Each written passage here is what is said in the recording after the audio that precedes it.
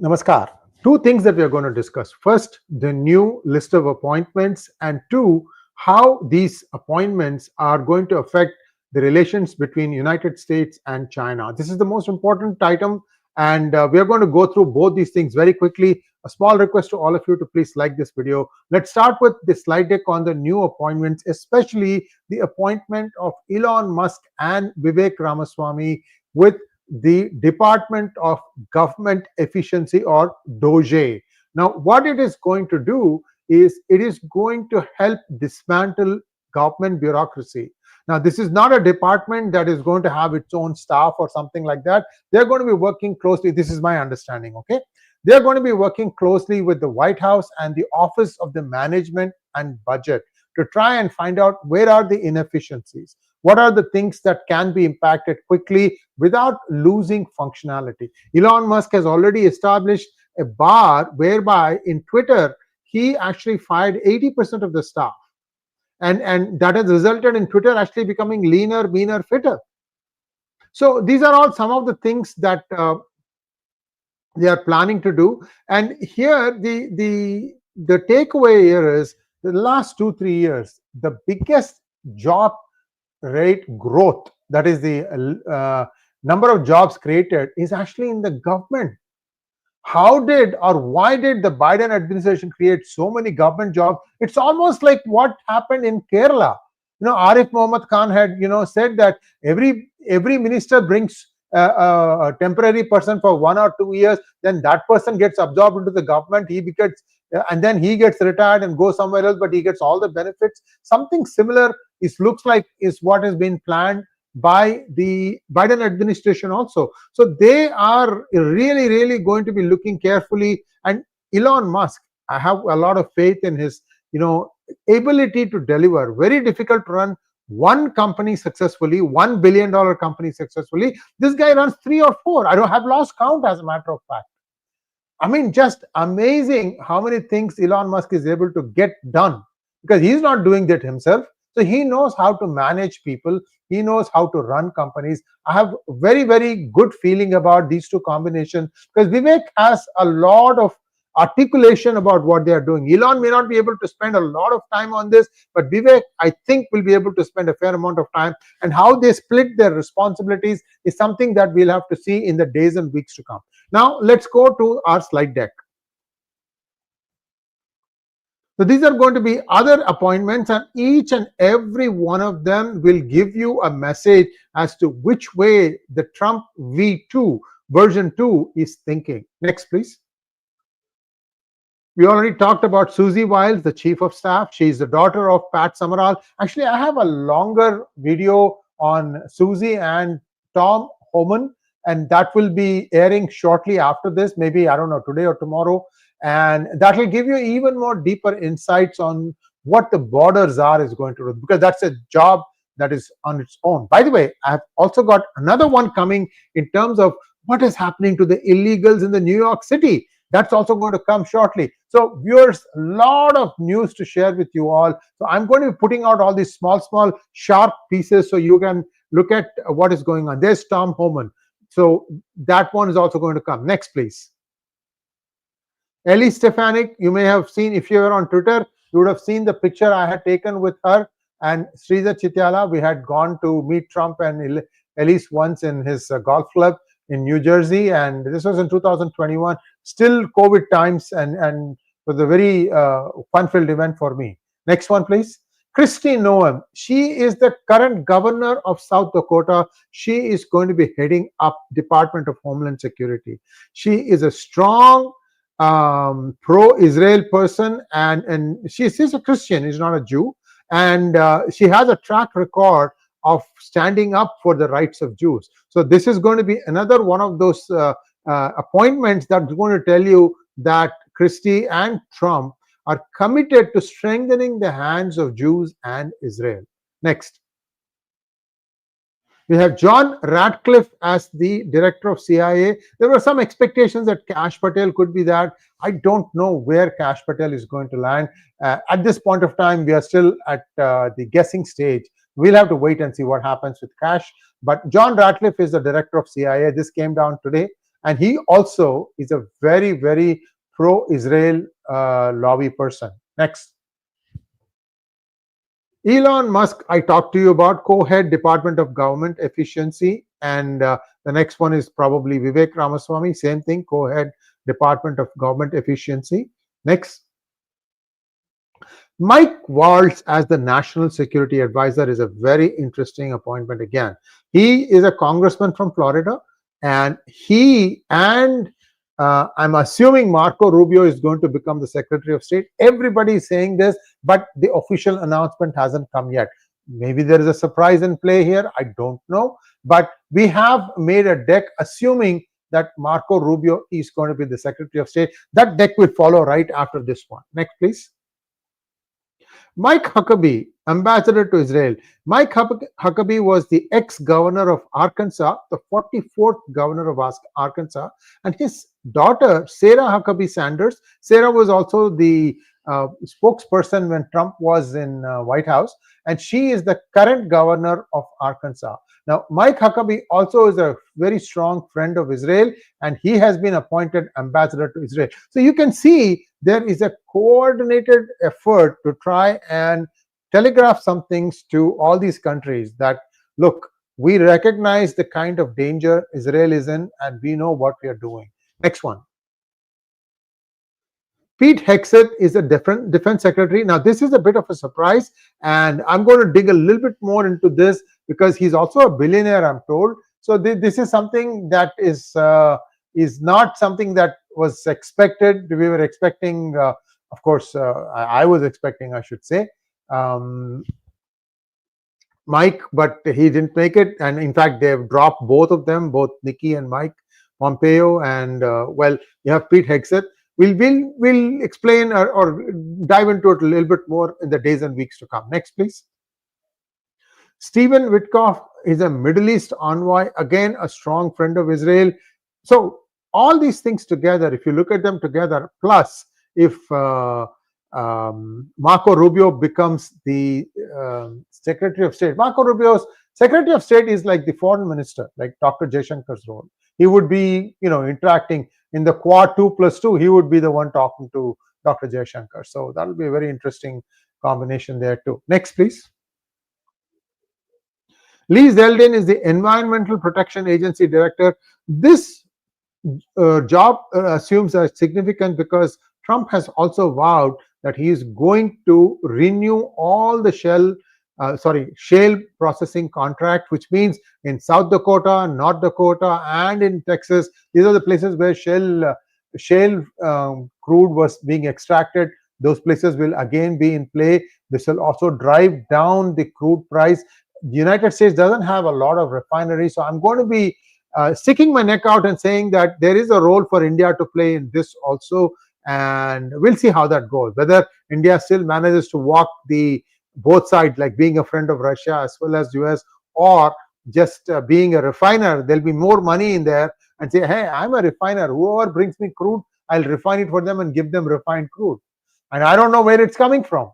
These are my charges. The Ambani SR, these are the two big companies, plus the ONGC that can do this stuff. Next, please. Marco Rubio, like I said, we predict that he should be the Secretary of State. We'll have that confirmation in the next few days, I think. And now we can go to the other deck that we want to talking about. This is where things get really interesting. If you look at the things that Marco Rubio did as a senator or Mike Waltz did as a congressman, you will see how coordinated this team is going to be when it comes to dealing with China. So we're going to play out a scenario for you. Some of the things we may not get it exactly right, but you will get the direction in which the Trump administration may be thinking of doing. Let's go to the next slide, please. It's a very assertive stance with Marco Rubio as Secretary of State, assuming that he becomes the Secretary of State, and Michael Waltz as the National Security Advisor. Both of them advocate a more aggressive US foreign policy stance vis-a-vis China. In fact, they have both urged European allies to assume greater responsibility for their own security, aiming to relocate or reallocate US resources to Asia. So this is like, instead of just looking east, US will also have its own Act East policy. You have to remember that it might be actually Act West, because Asia comes on the west of US.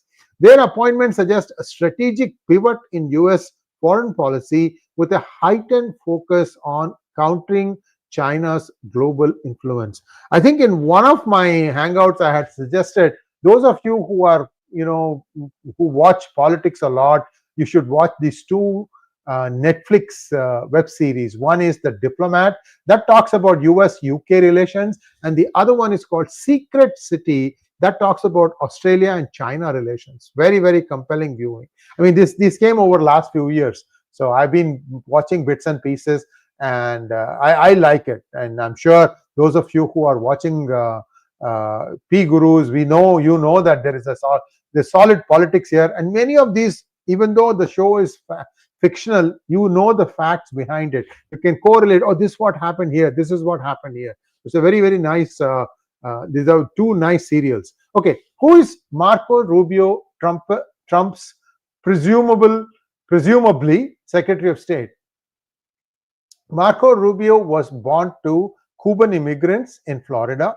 First few years he spent in Nevada, and then he moved back to Florida, and there he worked his way through the Florida State Congress, and then he ran for Senate, and he successfully became a senator, I think in 2013, if I remember correctly. And he has been a very good friend of India. Why do I say that? Well, he had actually tried to pass through the Senate a few months ago to treat India on par with Israel and Taiwan as far as the US is concerned. Of course, the Biden administration, with all its Department of State clowns, did not want to have anything to do with it. So this thing didn't make it through. Plus, in the Senate, the Republicans did not have a majority. Now they do. So this is going to be an interesting case, whether Marco Rubio is going to be able to get that also passed, in which case Trump will make a deal with India. So you want to be treated on par with Israel, well, you will have to A, B, C, D, E. I don't know if one of them is going to be stop buying crude from Russia, but we will make it up by giving you the same thing in a different way. I don't know. I'm just guessing loud. Okay, this is what is a possibility. Remember, politics is the art of the possible. Next one. Senator Rubio has consistently taken a firm stance against China's policies and actions, particularly concerning human rights and economic practices. In the economic realm, he has expressed concerns over China's influence on global capitalism. He argues that instead of capitalism transforming China, China has altered capitalism to its advantage, leading to the relocation of American jobs and industries to China.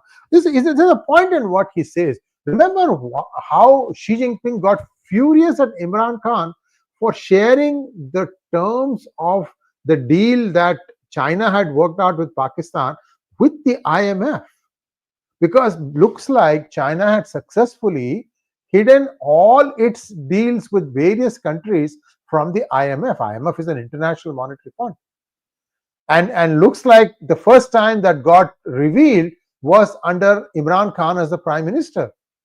So then immediately, I guess, he became persona non grata as far as CCP was concerned. Imran was trying to move to Russia to try and make their friendship. Unfortunately, in between all these things, Donald Lu ordered that Imran Khan be replaced, and that's what ended up happening. Poor guy still cooling his heels in a jail in Pakistan. It's not that I have great regard for him. Everybody there is a rabbit mullah. These guys all are in denial of their Hindu ancestry. What can I say? Now, as a member of the Senate Intelligence Committee, Rubio has highlighted the national security threats posed by China. Next, please. Now we talk about Mike Waltz, Trump's national security advisor. Waltz is a retired Army Green Beret known for his extensive knowledge of military operations and policy. He is a vocal critic of China and a staunch advocate for bolstering US strategic readiness in the Indo-Pacific region. Walz's selection highlights the incoming administration's focus on addressing the challenges posed by the CCP. Mota, I'll tell you, 20,000-foot level, I'll tell you what Trump wants to do.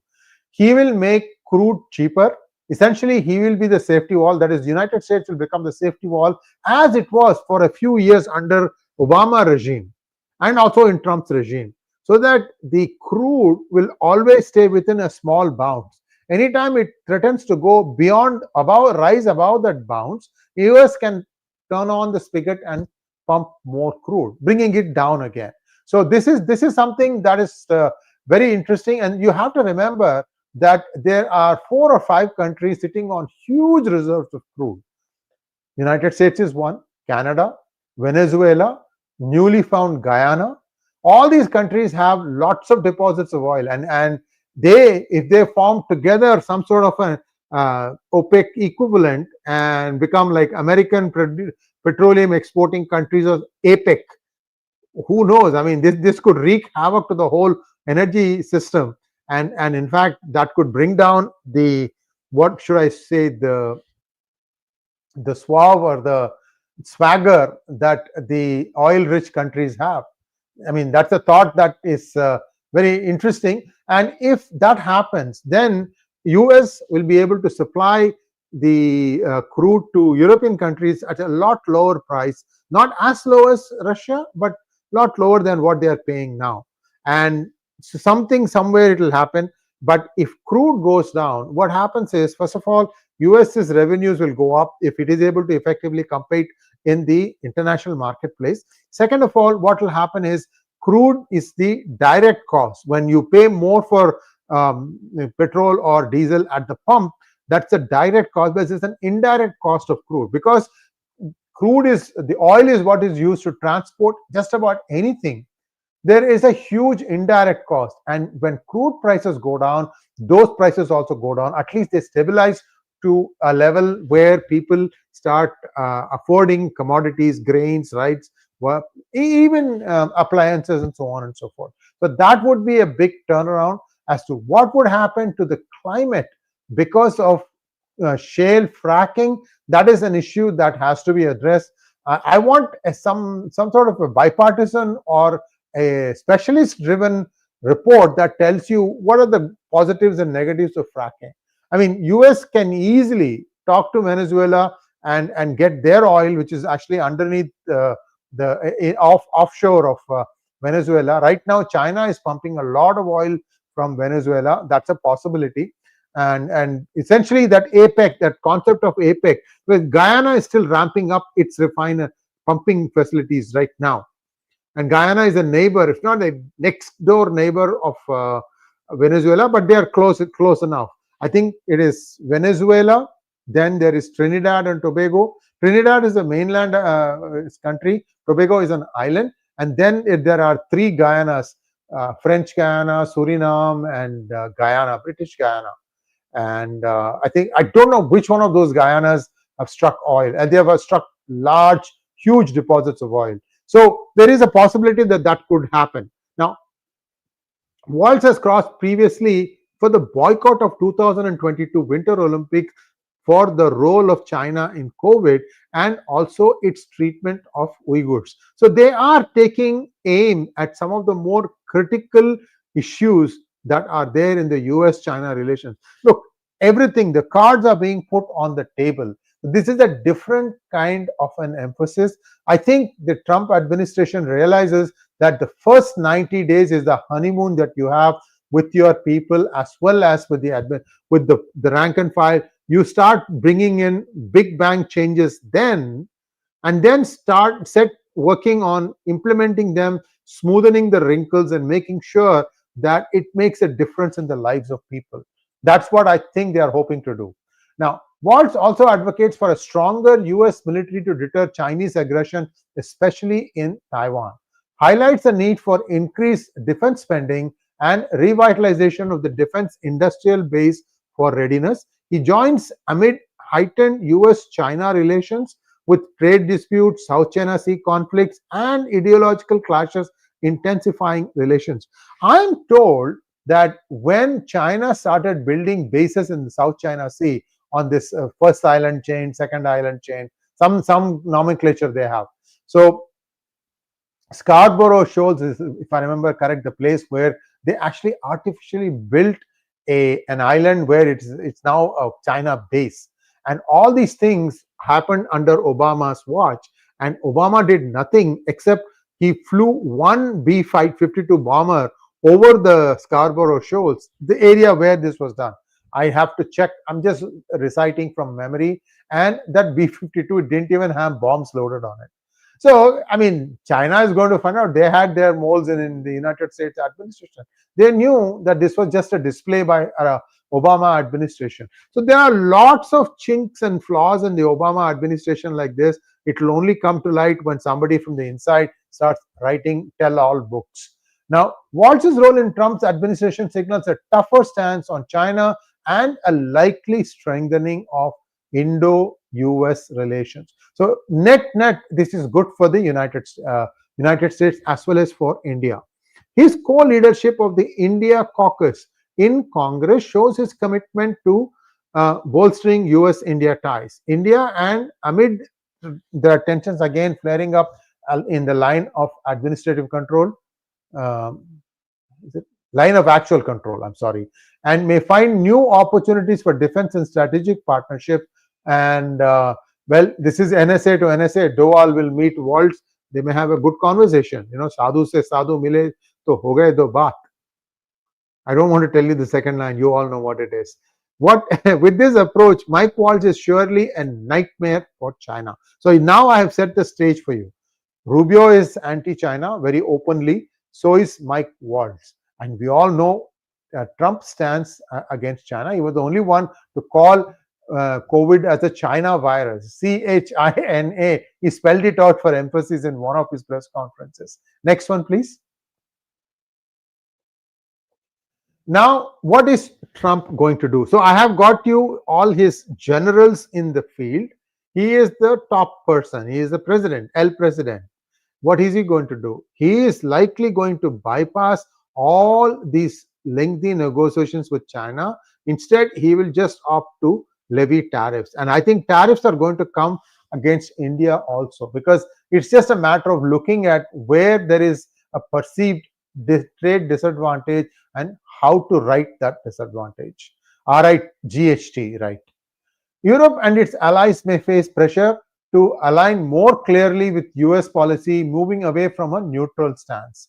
And with US markets closing to Chinese goods, surplus Chinese exports may flood the European markets, potentially prompting protective trade measures there also. You know, one interesting thing that was noticed when India was negotiating the free trade agreement with United Kingdom as well as with Germany, they noticed that some of the products that UK/Germany wanted to sell to India, saying these were made in UK/Germany, were actually Chinese made. So this is where the thing became a sticking point. You got to make something yourself. You can't be selling me what China made. I can get it cheaper from China. I don't need you in the middle, right? So this is I'm told, okay, this is not going to come out as a story anywhere, but these are all things that I've heard from people who didn't want to be quoted, but these are reliable sources. Next one. Trump's potential second term may adopt a strict hawkish stance, viewing China solely as a rival to be contained. Some conservative voices see a possible second administration of Trump as the start of a reinvigorated American stance against global adversaries. Trump may also be gearing up for an unapologetically hawk stance against China, viewing it not as a competitor but as a primary rival to be taken down. Full stop. So he's going to explicitly spell it out. China is my enemy, not a competitor. There's a big difference between those two words. Trump's victory is now likely to hinder Xi Jinping's plan to transform the country into a technological powerhouse and further strain relations between the two world's biggest economies. Next one, please. Trump's election signals a likely return to tariffs, potentially targeting Chinese imports and exports, adding strain to China's economy. Trump's focus on trade imbalances could result in China facing renewed trade restrictions aimed at protecting US manufacturing and agricultural sectors. As the US limits Chinese access to American markets, China could see reduced growth in sectors dependent on US trade, like technology and consumer goods. You know, this big war that even the Biden administration dealt with in against China, that is the semiconductors, right? So a lot of the semiconductor manufacturing equipment engineers were recalled back to the United States. The companies were asked to pull up their stakes to come back. Companies like ASML, for example, and also companies like Applied Materials. Everybody is screaming and kicking, saying they are going to lose 20% of their business.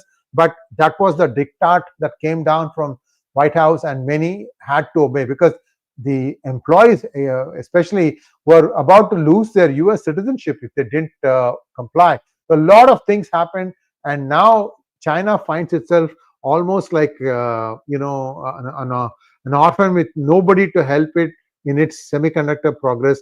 They have some technology, but not on the same par as ASML or Applied Materials or the other companies that are there for helping semiconductor fab manufacturers make their fabs. These are tools that are sold for semiconductor fabs, very expensive tools, runs into multi-million dollars. Those companies have all pulled their stakes out of China and they have come back to US, or they are sitting in other countries. It is expected that TSMC is going to start producing chips in Texas, and also I think Japan. There was talk of a foundry being opened in India, but I think India may not be ready yet because we have a big gap to fill in terms of technology, acquiring the prowess needed to build semiconductor plants. So that is something it will take some time. And all these things are going to make a huge difference in terms of how world economy is going to move. With clearly two camps, I only have pity for countries like Iran. Iran is going to get the worst end of it. Trump's election signals a likely return to, I think we've done this one. Next. Now, increased focus on military competition may drive US policy in the South China Sea and Taiwan, challenging China's influence in the Asia Pacific. China may face decreased investment from American companies due to increased sanctions and economic decoupling affecting its economic growth. I think I've told you this, right? The last September 2023, Xi Jinping came visiting to San Francisco, and he had a dinner, $5,000 a plate. I think one table was 42,000 or something like that. 6 people, so $6,000 a plate, something like that. Many people did come, many industry captains came, but nobody pledged to put even one dime new investment into China. And I've told you why. Many US companies, whatever profits they are realizing in China, are unable to repatriate that money back to the United States. China is forcing them to keep it there, and it's as if they are adding more and more capital to their companies. So China has a huge dollar problem. They don't know how to get more dollars because their imports are down. If their imports were up, then they would have got the dollars. Now the exports are down. When they could export their way through, they got the dollars they wanted because the West wanted their products. Now the exports are down, and they still need a lot of dollars for importing the raw materials from the neighboring countries. None of the countries want to deal with the yuan. I told you why. I mean, if I can find out a yuan with 4 copies of the same serial number, you think the countries don't know that yuan is being cheated the heck out of it? I mean, this is a joke, standing joke. Tomorrow, if the US pulls the plug on its peg of the US dollar with the Hong Kong dollar, China will just collapse. The yuan will just, devalue like nobody's business. But that is like a Brahmastra, because that would be point of no return. I think US and mostly the people, because in many, retirement companies like CalPERS, that is the biggest retirement system, California teachers and other people retirement system, that is one of the biggest funds that have invested in China, those guys will get nothing out of it. Same way you have, European countries also, many pension funds have been invested there, many hedge funds have invested their money there, many big companies have invested money there, like Chevron or many of the petroleum companies have invested there. So this is a huge problem. So how this is going to be untangled, one has to wait and see.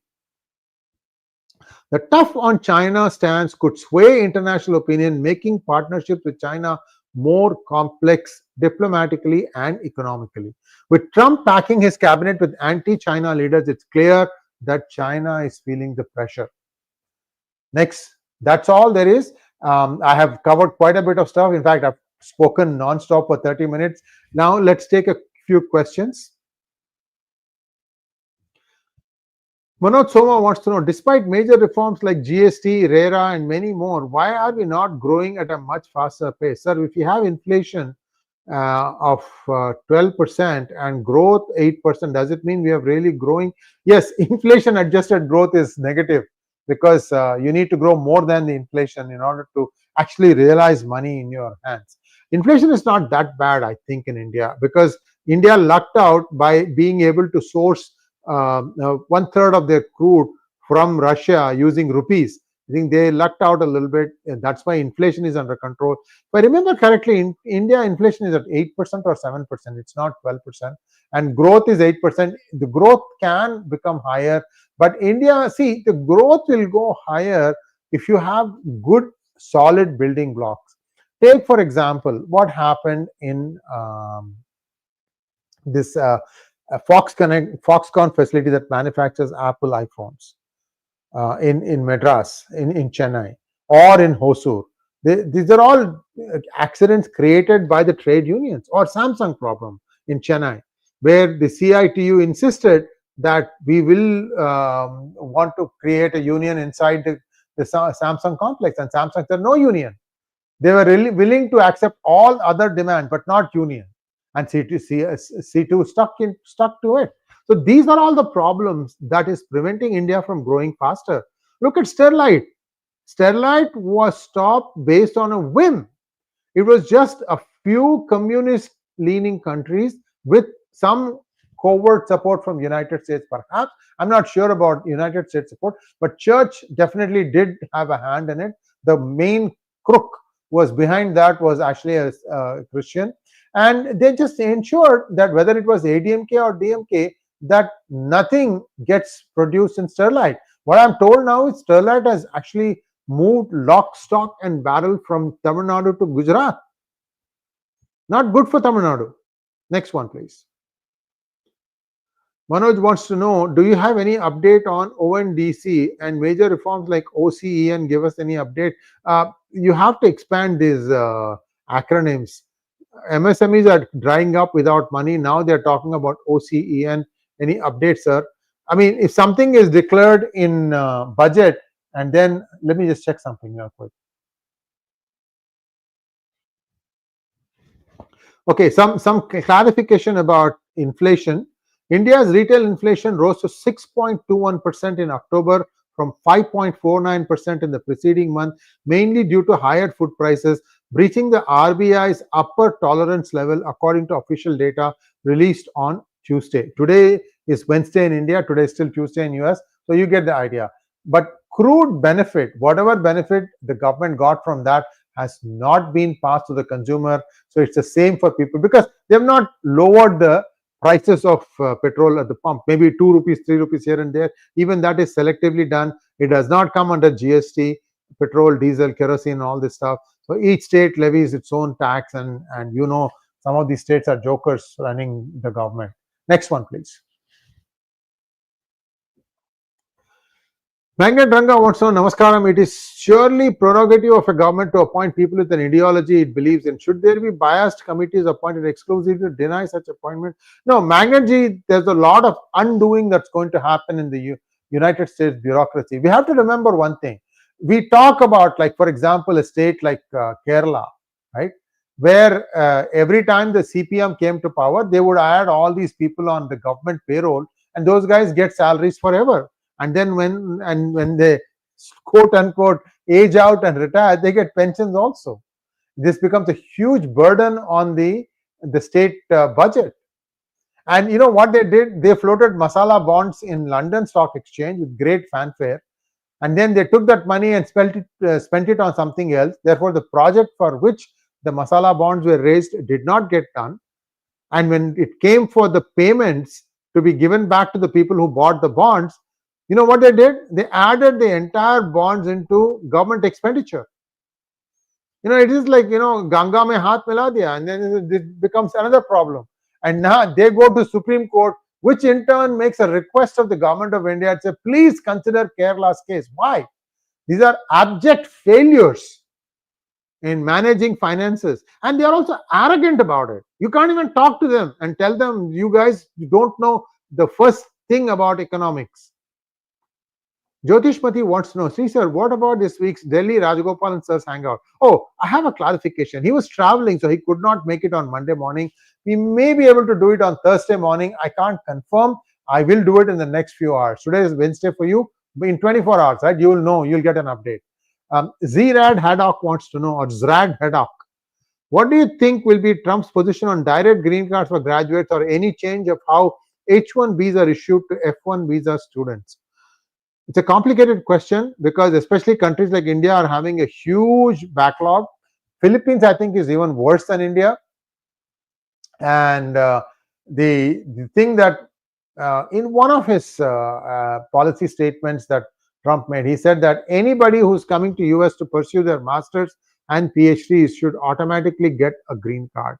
I'm not sure that is going to be implemented in any time soon. The silver lining is a lot of industries will move to India. You'll be able to enjoy the same standard of living that you would if you were in US, but you would be living in India. I think that's a good trade-off. Next one. Maithili wants to know, we in Bharat are already having the Ministry of Efficiency where Sanjeev Sanyal is doing a lot of work. The structural reforms and process reforms are being carried out. Your view, sir? I have to still see it. I mean, some basic things that I want done, I can't get it done in India. Sorry, there are too many to tell you. When I come for a month, half the time is spent just chasing simple, straightforward things that should just happen automatically. Why? Bribes. Krish Subramanian wants to know, is Elon Vivek's role a cabinet ranking? Well, they are more like advisors. They may come out with some position papers, and for that to be implemented, it all depends upon how seriously the Trump administration starts implementing the proposals that they would give. I mean, this will be cutting across many departments. In fact, I'm told that Department of Education is going to be completely disbanded. If that happens, the CRT, critical race theory, this gender change operation, all that BS, all that phony baloney, all that will go away. Thank God for our children. Next one.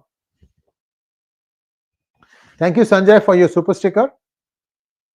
Gyan wants to know, the DOJE acronym seems to be Trump and Elon's meme attempt alluding to the Doji coin he promotes. Yeah, it's possible. It's possible. Next one. Maithili wants to know, Nirmala Sitharaman in yesterday's interview told that government may reduce tariffs if they don't hurt domestic companies. They may help our exports to foreign countries. Your view, sir? May reduce tariffs if they don't hurt domestic companies. Oh, this is imports into India. Yeah, that's a good change. Although why it was already not done, I don't know. It could have been done even earlier. Next one, please. Sanatani wants to know, 2 mavericks appointed to clean up the swamp, meaning implement Project 2025 and Agenda 47. Look, there is no such thing as Project 2025. Don't attach it with Trump. He has already disowned it. I don't know what Agenda 47 is. These are all nice to have, like a list of 10 things, like a charter. We shall do this. I don't buy much by that. So, Sanatani, I can see the sarcasm in your comment. If something goes amiss, Trump can always break the coconut on Vivek's head. Look, Biden administration could still not explain why they were opening the borders, allowing millions in. Can you tell me the reason? You go to the local Taco Bell, you'll see 15 kids standing there. Not one of them can speak English. They're all supposed to be trainees. and they have fired all the existing staff. Taco Bell is a low-cost operation, food operation. Why? Because California mandates $20 an hour minimum wage. At $20 an hour, Taco Bell cannot afford to, run. Starbucks is closing left, right, and center in California. And soon Taco Bell also will close. Maybe we'll start ordering our food also from Amazon. I don't know, because they have Whole Foods. I mean, this is just getting too lopsided. The market will set what they can pay for the lower income wages, not the government. That's what the Newsom government did. 𝗣𝗚𝗿 wants to know, Trump used Hindus just as most Christians do to propagate their religion. Hindus need to become like the Jews in America to protect Hindu Dharma worldwide. Thoughts? We are not united yet. This 𝗤𝗙𝗍 to 𝗤𝗙𝗍 should be like, written inside our brains. So we always remember that before you start talking about, I won't listen to this guy because he is ... Next one. Sharmi wants to know, Sree ji, you are in the West Coast. How do you manage the time difference? I see you hosting interviews with Karthik ji and Sumit PG at different times. Then you have your solo live shows. Sharmi ji, I like doing what I'm doing, and it's all your support. You guys listen to me at all odd hours, and my team is very dedicated. They are looking for new items, new breaking items. When something happens that concerns us, especially geopolitics or things around India, US and Canada, for example, I mean, we want to immediately give you the data. I mean, we collect a lot of data. I get a lot of data, and I have to just parse it through. Sometimes we have to double check 2 different independent sources. If they triage, that means they are correct, then we know it's a fact. We have to be careful about that also. Next one, please. But thank you. Ankit Rawat wants to know, Sree ji, do you think Vivek would be able to beat Trump if he has run as a Dem candidate? No. Ankit, mainland America is still not ready for a Hindu. A Christian reporter told him to his face, I would not vote for you because you are a Hindu. That was the only reason.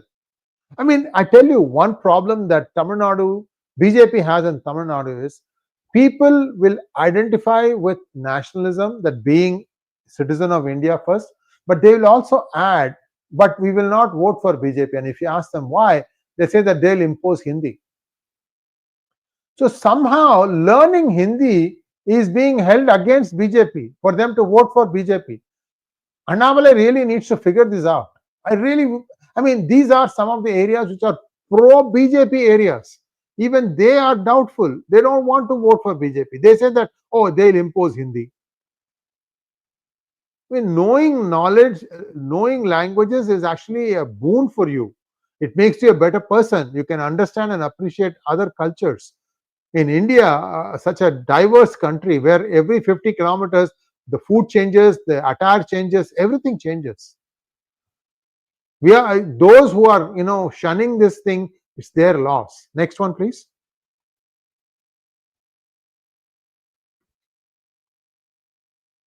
I think that's all we have. I see 3 more. Just give me 1 second while I sort this out.